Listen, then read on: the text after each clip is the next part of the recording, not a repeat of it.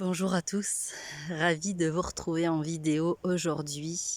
J'ai fait un post hier matin pour parler d'équilibre, de trouver son équilibre, et je vous ai partagé le fait que j'avais traversé un moment très inconfortable, un moment personnel très inconfortable, et j'avais envie aujourd'hui du coup de le partager en direct de la nature. Je viens de trouver un coin juste génial, comme j'aime, avec une vue en fait sur Romans-sur-Isère. Là on est un peu en hauteur.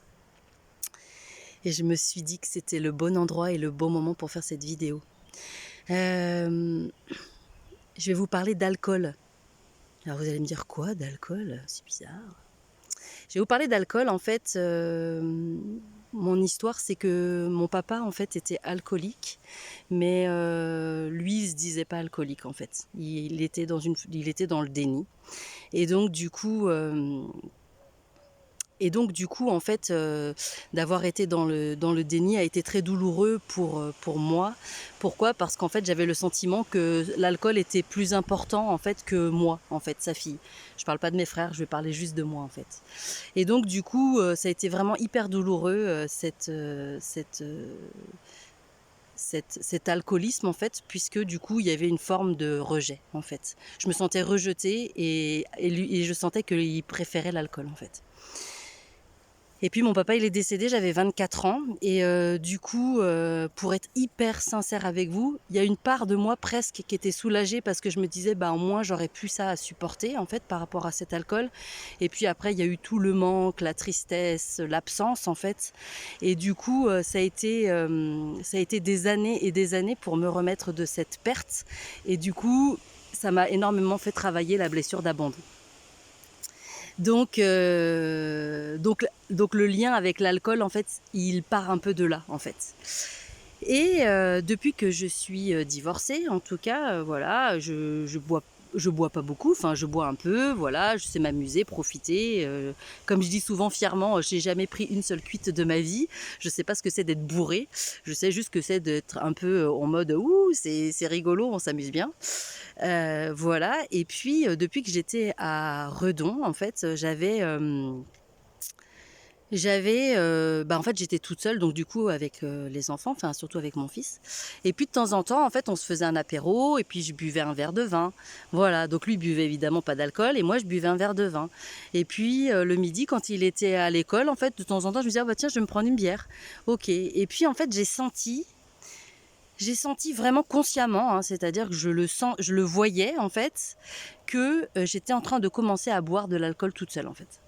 Et puis c'était devenu en fait tous les jours une bière, un verre de vin. Et puis le midi, mon fils n'était pas là, donc il voyait pas.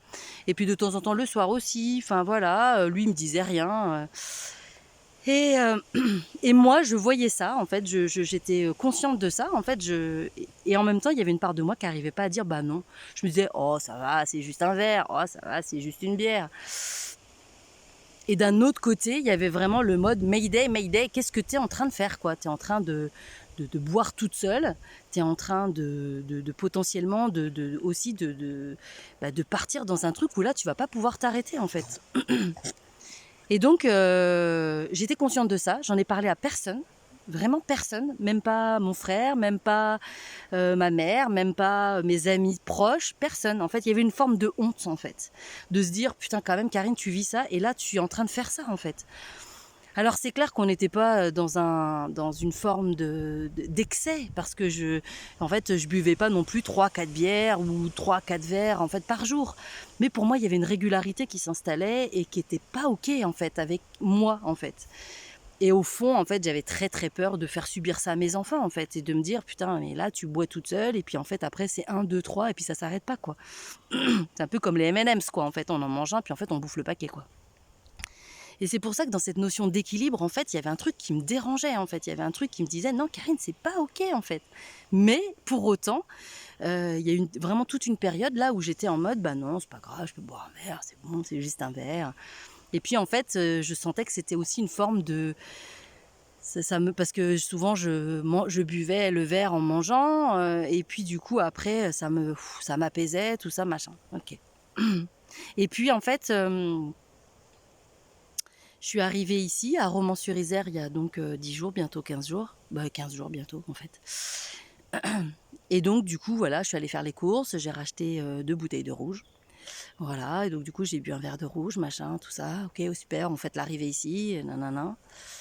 Et en fait, dans la nuit, dans une nuit, la première semaine, j'ai rêvé, donc ça c'est pour toi maman, j'ai rêvé que ma mère en fait prenait la bouteille de rouge et la vidait dans l'évier.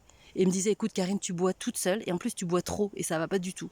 Et dans mon rêve, j'étais hyper en colère en fait contre elle. Je lui disais, mais ça va, je suis grande, je fais ce que je veux, enfin c'est bon, enfin t'es qui? Non, t'es qui? Ouais, t'es qui pour décider pour moi en fait.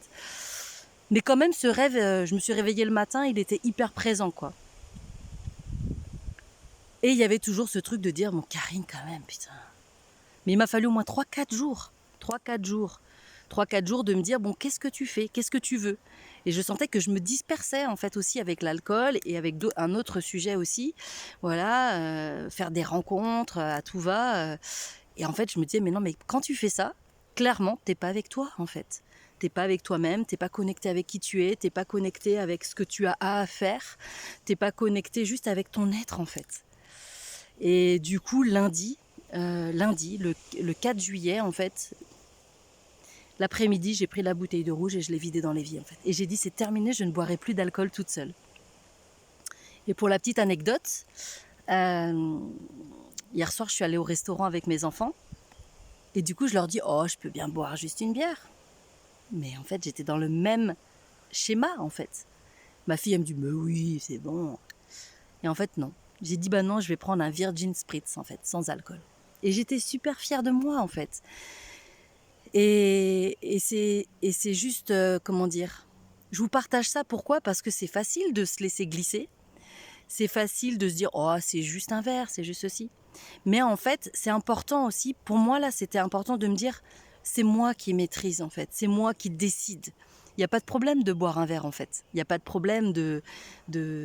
Mais la question, c'est qu'est-ce que je veux pour moi aussi et qu'est-ce que je veux aussi pour mes enfants. Enfin voilà, mes enfants, évidemment, encore une fois, je fais du mieux que je peux. Mais à travers ce geste et à travers ces décisions que j'ai posées, mais j'ai l'impression d'avoir pris ma petite fille intérieure et de lui avoir dit, t'inquiète pas ma petite chérie, regarde, c'est bon, je suis là en fait. Je suis là et j'ai pris la décision qui va te permettre de te sentir en sécurité, qui va te permettre de t'aimer aussi, qui va te permettre de te donner tout ce dont tu as besoin et qui va te permettre juste d'être là. Pas de rejet, plus d'abandon en fait. Juste d'être là, toi, avec toi, et de sentir cet amour-là que tu viens, cette preuve d'amour que tu viens de décider pour toi-même. Finalement, je ne l'ai pas vraiment fait pour mes enfants, je l'ai fait surtout pour moi, pour ma petite fille intérieure en fait. Et vous voyez, rien que de partager ça avec vous, mais je me dis, mais oui, mais oui.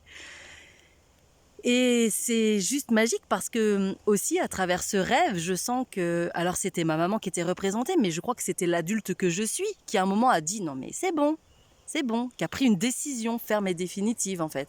Et le temps de la mettre en application au niveau conscient et hop, tout s'est enchaîné en fait. Et aujourd'hui, je me sens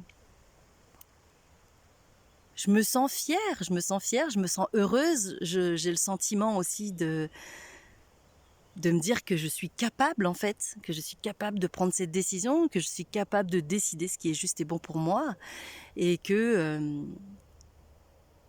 je peux boire un verre évidemment, il n'y a pas de souci, mais que je peux le faire en conscience et que je peux le faire aussi de la meilleure manière qui soit pour moi. Voilà, pour moi et juste pour moi en fait.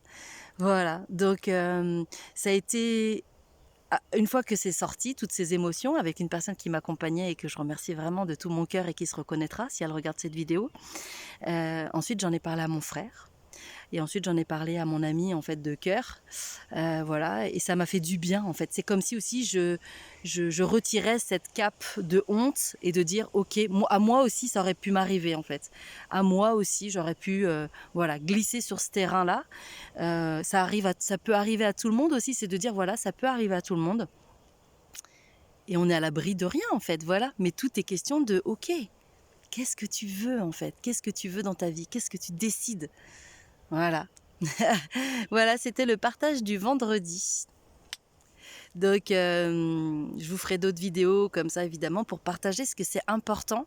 Et c'est important aussi de sentir que vraiment, on peut décider, on peut changer les choses, vraiment. Il n'y a pas qu'une histoire de volonté, parce que vraiment, il peut y avoir des espèces de petits démons derrière, en fait, là, qui viennent un peu nous titiller. Donc, en fait, aussi, l'idée, c'est d'accepter le processus, d'accepter d'aller sentir cette peur, d'accepter aussi que ça peut arriver.